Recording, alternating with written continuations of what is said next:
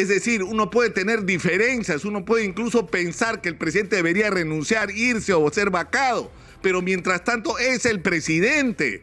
Y Rafael López Aliaga es el alcalde de Lima, que gobierna la tercera parte de la población. Tiene que haber un entendimiento, no entre las personas de Rafael López Aliaga y Pedro Castillo, sino entre las instituciones de la Municipalidad de Lima y el gobierno, en función de los intereses de la sociedad, de los ciudadanos.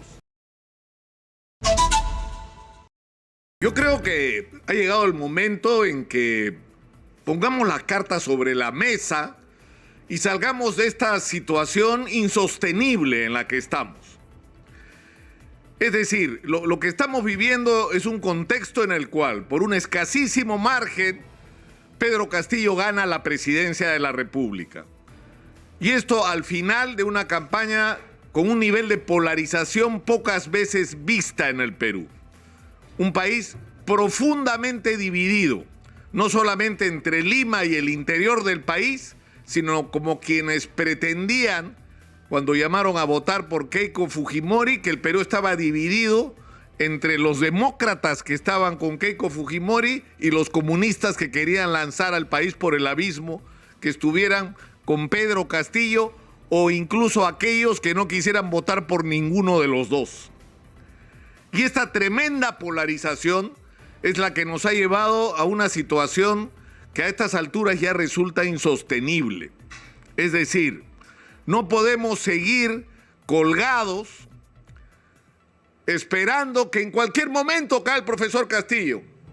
Primero dijeron que había habido fraude y no se ha podido acreditar, pero escúcheme, ni siquiera en una investigación hecha por los propios parlamentarios donde tienen mayoría los que sostenían esa posición. En segundo lugar, han iniciado una campaña por la vacancia presidencial que ha tenido como principal característica que no tienen los votos. Entonces, ¿para qué pones a votación una moción cuando no tienes ninguna garantía de que vas a obtener el respaldo y creas una expectativa en el sector de la sociedad que te respaldó, que ahorita se cae Castillo? Hay gente que está esperando ahorita se cae Castillo. Y si no se cae Castillo, se viene el comunismo. Entonces hay que irse del Perú y sacar su plata como ha hecho mucha gente. Y el país se para. Ahora, evidentemente que Castillo ha puesto de su lado, con un gobierno con un nivel de ineficiencia pocas veces visto. 70 y tantos ministros en poco más de un año. Es insólito. Es decir, las autoridades, las empresas no se saben con quién relacionar porque empiezas a hablar con un ministro y ya te lo cambiaron. Es decir, tienes un proyecto de cualquier naturaleza, pero no sabes si tu interlocutor va a estar sentado en ese sillón dentro de 4 semanas. Y junto con eso, las gravísimas denuncias de corrupción que involucran al entorno más cercano del presidente.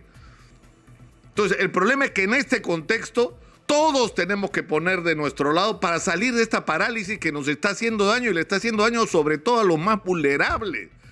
Yo creo que la gente no escucha, los que tienen en sus manos algún nivel de responsabilidad, lo que está ocurriendo en la sociedad. O sea, el que no venga la inversión minera, que esté prácticamente parada, pese a la extraordinaria noticia de que Quellaveco, que todo el mundo ha ocultado, no ha existido. 5.500 millones de dólares están invirtiendo en Moquegua con Quellaveco. 5.500 millones de dólares. Es el proyecto más grande del Perú.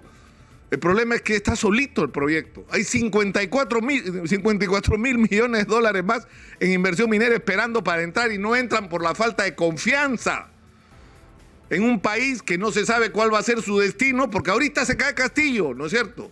O si no, o si se cae Castillo, se va a ir Dina Boluarte, entonces se van a tener que ir todos, entonces va a haber elecciones. Entonces, ¿quién va a ganar? ¿Antauro Humala?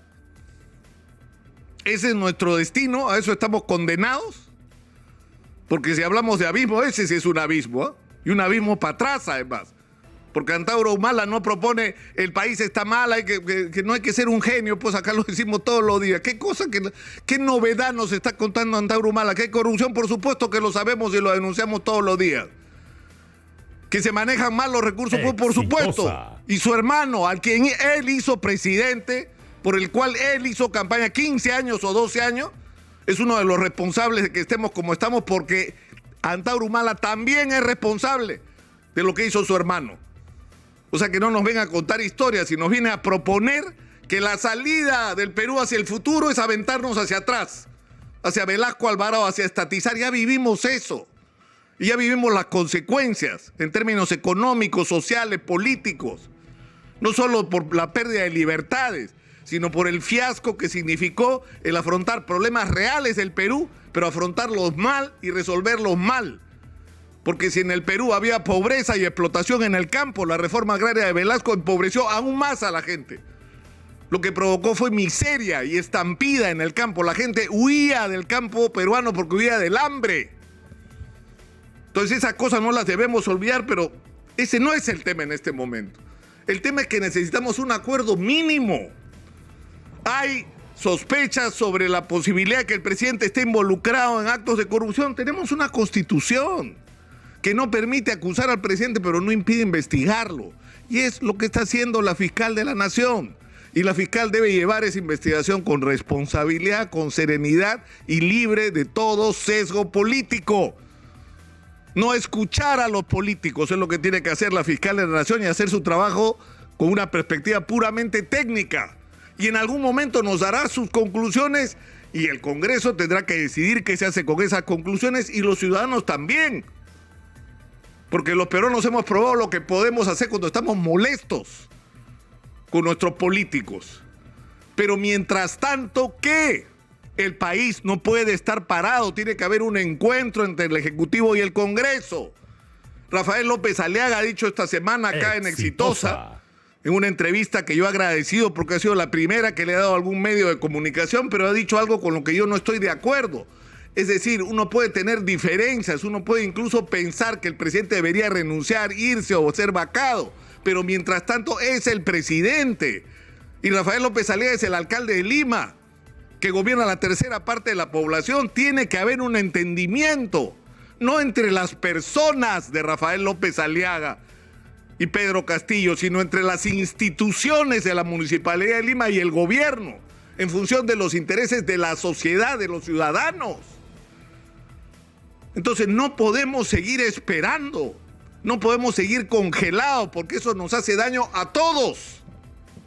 A todos. Y juega para los enemigos de la democracia, para los que quieren demostrar que esto no tiene salida. Y además tenemos que entender que el ser parte de la democracia supone el aceptar que la manera de ascender al poder, la manera de conquistar el gobierno es a través de los votos, a través de ir a elecciones, a través de constituir partidos o movimientos que ofrecen sus alternativas y donde la mayoría es la que decide quién gobierna y quién decide. Y donde se respetan los derechos de la minoría. Eso es la democracia. La democracia no es... se define en función de diferencias ideológicas. Y hay una cosa final, que es el respeto a las reglas de juego.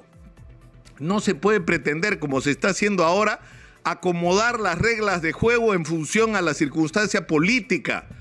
Porque eso es perder de vista el sentido de las instituciones que deben estar construidas para el largo plazo, no para el momento. No voy a cambiar el tema de la cuestión de confianza para que Castillo no pueda usar eso en contra mía. No puedo modificar los votos para vacar al presidente porque en este momento lo necesito. ¿Y qué va a pasar con el próximo gobierno?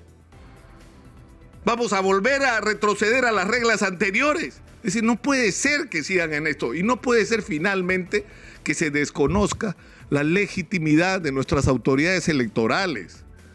O sea, resulta patético que el mundo entero reconozca y felicite lo que son las instituciones electorales en el Perú y haya quienes cuestionen la legitimidad de esas autoridades en el propio país. El problema es que en este momento ha ocurrido lo mismo, pero al revés. Es decir, no solo fue PPK, fue también en el caso de Pedro Castillo, que ganó por poquísima votación la elección, pero la ganó. Porque tuvo más votos, porque eso es lo que determina quién gana una elección. Bueno, ahora fue Rafael López Aliaga, pues. ¿Por cuántos votos ha ganado? ¿Por 45,000, 50,000, 52,000? Es una diferencia insignificante, pero sin embargo él ha ganado. Y sobre lo que hay que llamar la atención, porque es un mérito, es que Daniel Urresti haya dicho, acepto el resultado electoral. Porque Daniel Urresti podría haber dicho que Rafael López Aliaga hizo propaganda cuando mostró el símbolo y dijo, hoy mi símbolo no se lee bien, este de la R, que es mi símbolo, no se lee bien. El día de las elecciones estaba haciendo campaña electoral. Eso pudo haber dicho Daniel Urresti para cuestionar la legitimidad de las elecciones. O puede haber dicho, me robaron votos en mesa, porque Rafael López Aliaga metió hasta 2 personeros en cada mesa en algunas circunscripciones. Pero eso no ha ocurrido. Felizmente para López Aliaga y felizmente para el país y su institucionalidad.